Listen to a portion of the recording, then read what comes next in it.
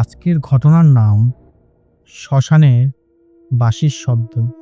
গ্রামের নাম ছিল কালিকাপুর। ছোট্ট শান্ত একটা গ্রাম, কিন্তু গ্রামের শেষ প্রান্তে একটা পুরানো শ্মশান ছিল।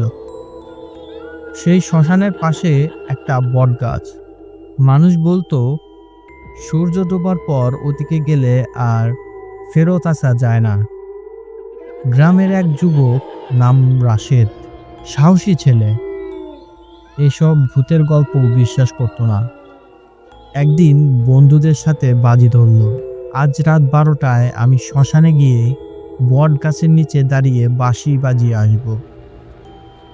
বন্ধুরা অনেক মানা করলো, কিন্তু রাশেদ হাসলো। ভূত থাকলে আজই দেখা হবে।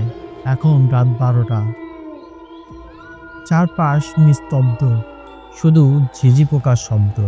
রাশেদ হাতে একটা ছোট বাঁশি নিয়ে শ্মশানের দিকে হাঁটছে। বটগাছটা দূর থেকে কালো ছায়ার মতো দাঁড়িয়ে আছে।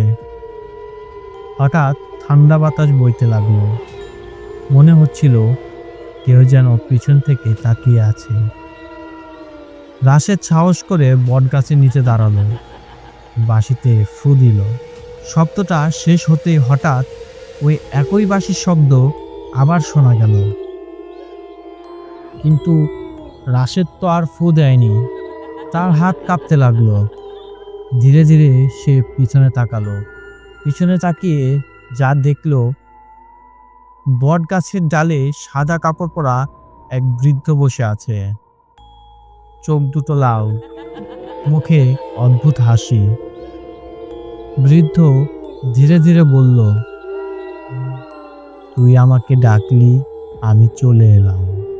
রাশেদের শরীর অবশ হয়ে গেল।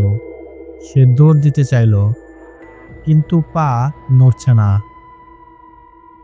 হঠাৎ সেই বৃদ্ধ মাটিতে লাফ দিল। মাটিতে পা পড়ার শব্দ হলো না। তারপর ঠান্ডা একটা হাত রাশেদের কাঁধে ছুঁয়ে দিল। এবার তুই বাজা, আমি শুনব।